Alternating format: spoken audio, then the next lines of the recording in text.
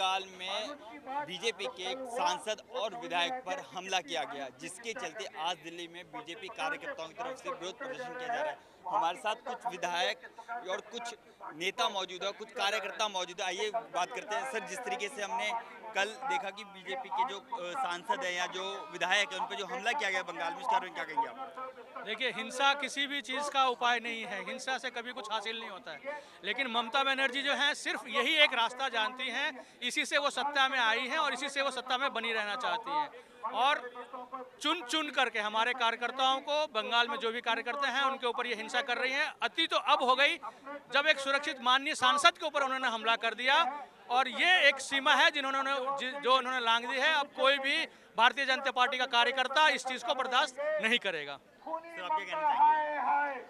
देखिए, हमारे भारतीय जनता पार्टी के सांसद पर जो हमला हुआ है वो वहाँ की क्षेत्र की आम जनता का क्या हाल करते होंगे, ये बहुत ही समझ से परे है।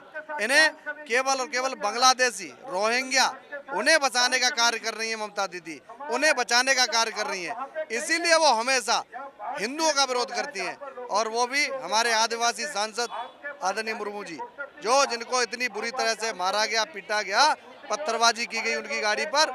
ये जीता जागता उदाहरण है कि वो हिंदुओं के खिलाफ एक पूरा माहौल बनाना चाहती हैं। वो बंगाल को भी बांग्लादेश बनाने का प्रयास कर रही हैं।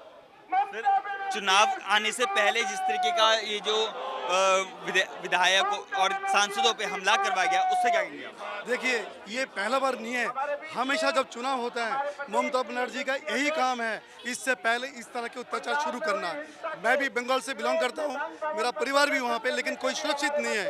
पूरा पश्चिम बंगाल में बांग्लादेशी, रोहिंग्या और घुसपैठियों द्वारा इस तरह की बार किया जाता है। आप देखिए ना, अभी उत्तर भारत में हमारा संसद और वहाँ का चुनाव, वहाँ का एमएलए तक भी इस तरह की उनका जानलेवा हमला करते हैं, तो आम पब्लिक किस तरह की वहाँ पे हो सकता है, उनका जान किस तरह की, वो लोग तो वहाँ पे चुनाव होते ही नहीं है। हर बार हम देखते हैं जिस तरह की किया जाता है, तो वहाँ का लोग बहुत भयभीत हैं, बहुत ये हैं, सभी चाहते हैं इस तरह की बदलाव, सभी चाह रहे हैं। और इस बार इस तरह की जो किया है, ये बहुत बड़ा घिनौना ये काम किया है, इसका जवाब जरूर मिलेंगे इनको।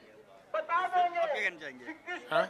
मैं ये कहना चाहूँगा कि बंगाल में लोकतंत्र खत्म हो गया है। मैं राष्ट्रपति जी से अनुरोध करूँगा कि ऐसी सरकार को बर्खास्त किया जाए, जिससे वहाँ की जनता को राहत मिले और ये गुंडागर्दी खत्म हो।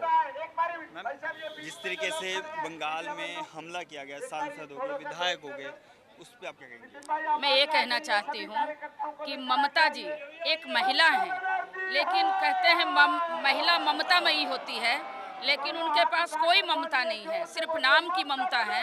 जिस तरह से हमारे सांसद को बुरी तरीके से पीटा गया है, जब वहाँ के जनप्रतिनिधि सुरक्षित नहीं हैं, तो आप सोच सकते हैं कि वहाँ के लोगों का क्या हाल होगा। मैं तो राष्ट्रपति जी से अनुरोध करती हूँ कि इस सरकार को तुरंत बर्खास्त किया जाए और वहाँ पे लोगों को जीने का अधिकार दिया जाए। चुनाव से पहले जिस तरीके का हमला किया गया, उस पर आप कहेंगे? चुनाव आने वाले बंगाल में, इस बार बंगाल की जनता वहाँ जवाब देगी, ममता बनर्जी को वहाँ से हटाएगी, और जिस तरह से बरसों से दादागिरी करते आ रहे हैं, उनका अब अंत हो गया है।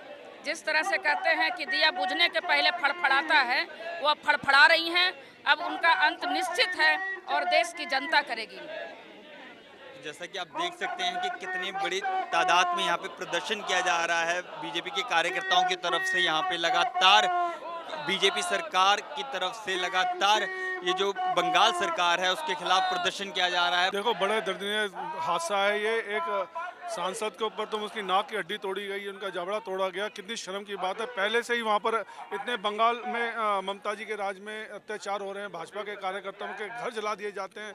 इतने अत्याचार तो कभी नहीं हुआ। हम वहाँ के गवर्नर से दरख्वास्त करते हैं कि तुरंत प्रभाव से सरकार को हटाया जाए और वहाँ पर चुनाव कराया जाए। सर, ये जिस तरीके से हमने देखा कि चुनाव आने वाले, चुनाव से पहले जिस तरीके का वहाँ पे हमला किया गया, उस पर आप क्या कहेंगे? ये चुनाव नहीं है, इनकी सरकार तो कुछ ना कुछ भाजपा के कार्यकर्ताओं कभी घर जला देती है, कभी कार्यकर्ताओं को मर्डर करवा देती है। इतने अत्याचार आज से नहीं हो रहे, कई सालों से होते आ रहे हैं, और अब ये बंगाल नहीं सहेगा और तख्ता पलट के रहेगा। तो ये थे हमारे साथ कुछ बीजेपी के कार्यकर्ता, जिन्होंने कहा कि बीजेपी सरकार को लगातार कार्रवाई करनी चाहिए और बीजेपी सरकार इसके खिलाफ धरना प्रदर्शन लगातार करते रहे। कैमरामैन विनोद के साथ मैं संजय दिवाकर, नवोदय टाइम्स, दिल्ली।